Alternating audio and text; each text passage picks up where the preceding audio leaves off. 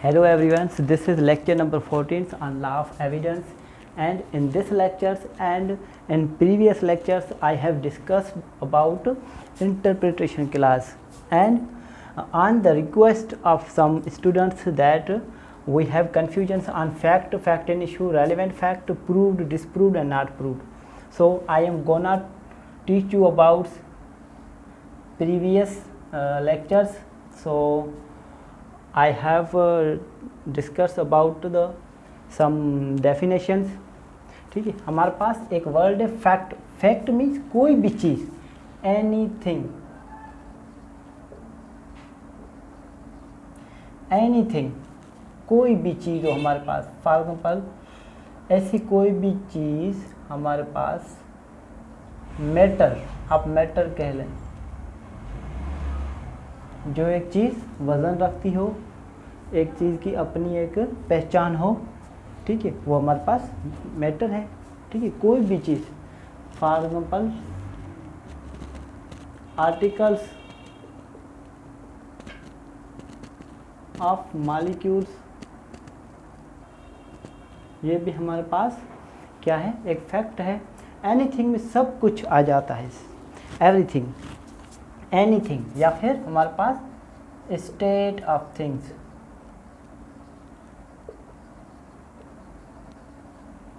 State of things, कोई भी हमारे पास कोई चीज़ मौजूद है, प्रेजेंट है, एग्जिस्ट करती है, तो उनकी स्टेट क्या है, उनकी हालत क्या है. फॉर एग्जांपल हमारे पास बुक है, book is in solid form.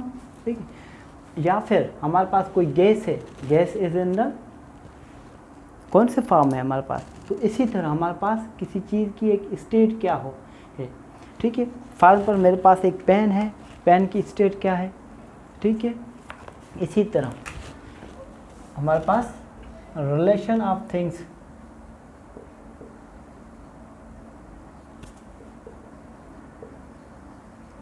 Relation of things, हमारे पास कोई भी चीज़ मौजूद है, उनका रिलेशन ऑफ थिंग्स क्या है. फॉर एग्जांपल कुछ बुक रखे हुए हैं. ठीक है, कुछ बुक की स्टेट क्या है. ठीक है, कुछ बुक रखे हुए हैं, तो फिर उनका क्या है, रिलेशन हो गया इन सर्टेन अरेंजमेंट्स, तो फिर वो उनका रिलेशन हो गया. फॉर एग्जांपल हमारे पास water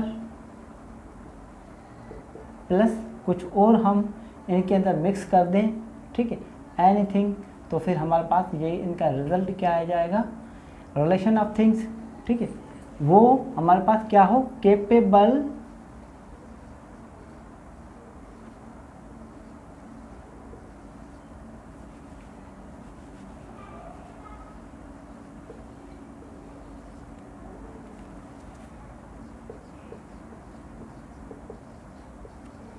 capable of being perceived by our senses.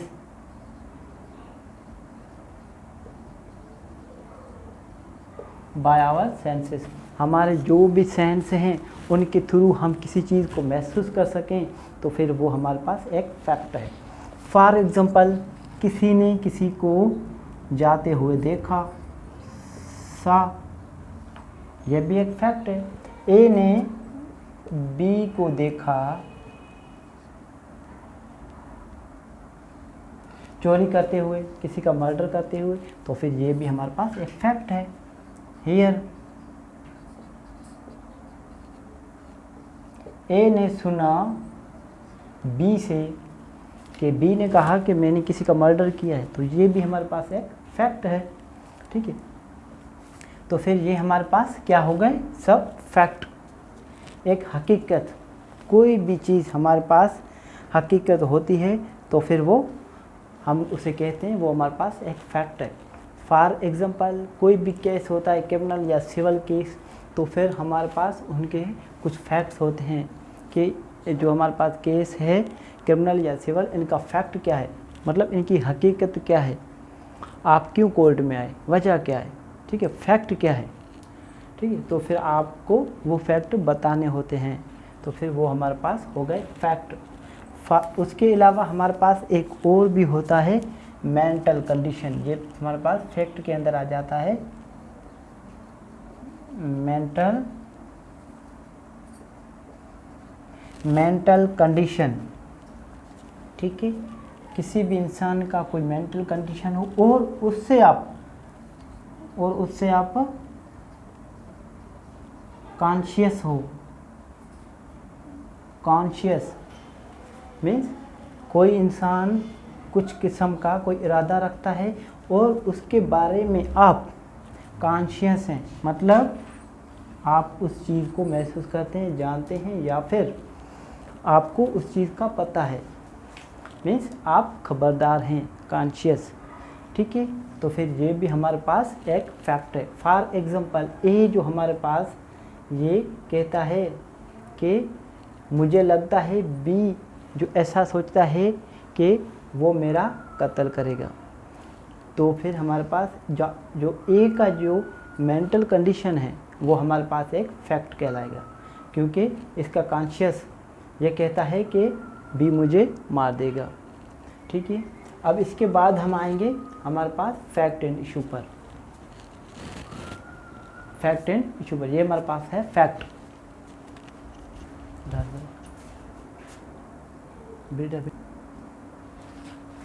अब हम आ जाते हैं, हमारे पास एक वर्ड है fact and issue.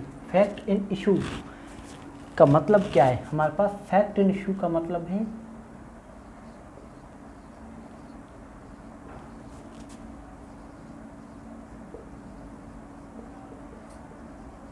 Bone of contention. हमारे पास ये जो है fact and issue bone of contention means subject matter. हम फॉर एग्जांपल हमारे पास फैक्ट एंड इशू ये जो आते हैं ये आते हैं क्रिमिनल में। हमारे पास सिविल में क्या आता है? इश्यूज होते हैं, इशू फ्रेम होते हैं, ठीक है। तो फिर हम कहते हैं कि वो हमारे पास सब्जेक्ट मैटर है,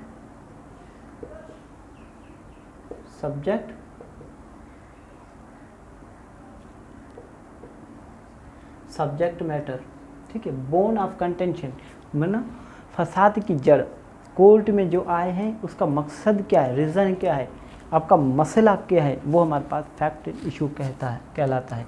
फॉर एग्जांपल कोई मैटर है हमारे पास जिसमें ए ने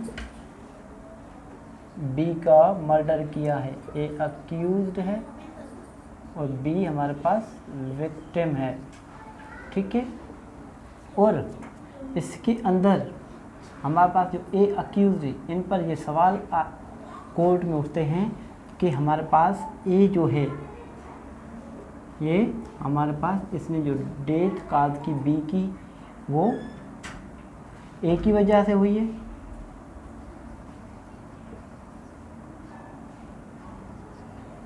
ठीक है। हमारे पास ये भी एक फैक्ट एंड इशू हुआ इसी मैटर के अंदर। और हमारे पास सेकंड नंबर क्या हुआ? ए कास्ट बीज डेथ इंटेंशनली, ठीक है। ये भी हमारे पास एक फैक्ट एंड इशू हुआ। या फिर हमारे पास जो ए ने बी का मर्डर किया है और हमारे पास ए जो है वो कहते हैं कि जब ये मर्डर हुआ तब मुझे अचानक गुस्सा आ गया था, मैं सडन प्रोवोकेशन में था। तो फिर ये भी हमारे पास एक फैक्ट एंड इशू आएगा। और इसके बाद हम चलते हैं हमारे पास रेलेवेंट फैक्ट के अंदर।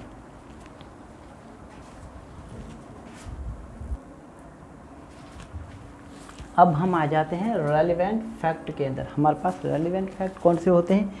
फॉर एग्जांपल हमारे पास एक कोई भी हमारे पास फैक्ट के अंदर कोई रेलेवेंट या सर्कमस्टेंसेस एविडेंस आ जाते हैं।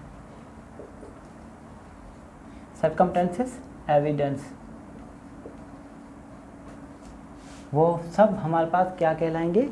These are the relevant facts. For example जहाँ ए ने बी का मर्डर किया है और हमारे पास ए की जो किसी जगह हमारे पास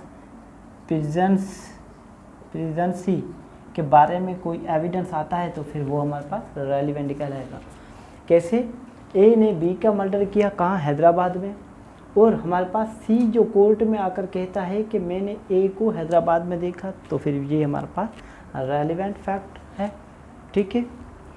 बस मेरे ख्याल से आपको इतना ही समझना चाहिए, क्योंकि मैं आपको सिर्फ बेयर एक्ट की रीडिंग पढ़ा रहा हूँ। इसके अंदर मैं आपको कुछ भी इलस्ट्रेट नहीं कर रहा हूँ, बस सिंपल ही आपको बेयर एक्ट की रीडिंग समझा रहा हूँ। इसके बाद हम डिटेल से पढ़ेंगे, तो फिर आपको ये समझ में आ गया फैक्ट क्या है हमारे पास, फैक्ट एंड इशू क्या है हमारे पास, रेलेवेंट फैक्ट क्या हो कौन से होते हैं। कोई भी ऐसे फैक्ट जो हमारे पास फैक्ट इन इशू है उनसे किसी न किसी तरह रेलिवेंट हैं, किसी न किसी तरह वो उनसे कनेक्टेड है, लिंक करते हैं, तो फिर वो हमारे पास रेलिवेंट फैक्ट कहलाएंगे।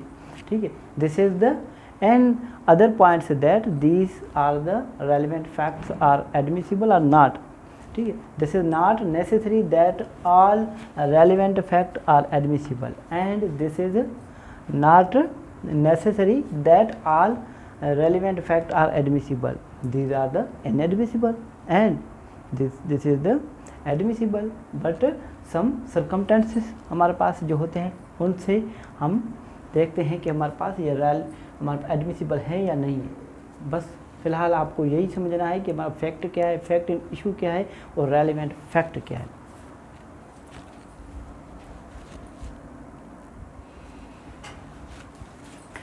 अब हम आ जाते हैं प्रूव्ड पर। हमारे पास एक वर्ड है प्रूव्ड, मीन्स कोई भी चीज़ हमारे पास प्रूफ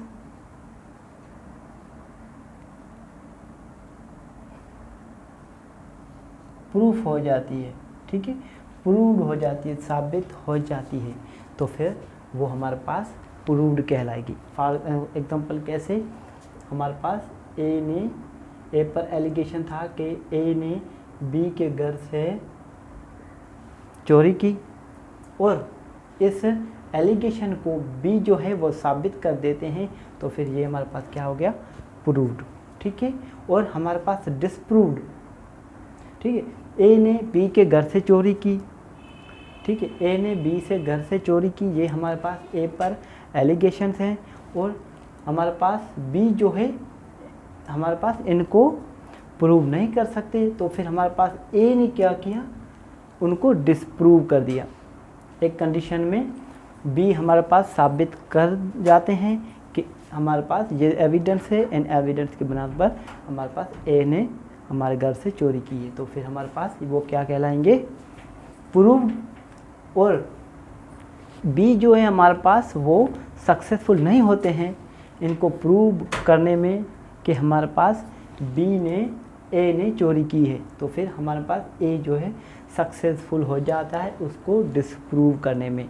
ठीक है, तो फिर वो हमारे पास कहलाएंगे डिसप्रूव्ड। और हमारे पास नॉट प्रूव्ड क्या कहलाएंगे, not proved means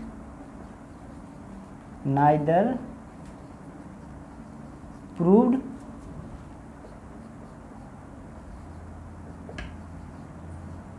neither disproved. ऐसे फैक्ट, ठीक है, हमारे पास ऐसा फैक्ट कोई भी जो ना ही प्रूव हुआ हो और ना ही डिसप्रूव हुआ हो, तो फिर वो हमारे पास नॉट प्रूव कहलाएंगे। एक हमारे पास फैक्ट था जहाँ ए पर एलिगेशन ये था कि ए ने बी के घर से गोल्ड की थेफ्ट की, ठीक है, या फिर रॉबरी की। हमारे पास गोल्ड के साथ साथ सिल्वर भी हुए। ठीक है, सिल्वर के साथ साथ हमारे पास कोई और आर्टिकल्स हुए, फॉर एग्जांपल कार वगैरह। ठीक है, हमारे पास ये तो प्रूव हो जाते हैं। ठीक है, सिल्वर भी प्रूव हो जाती है।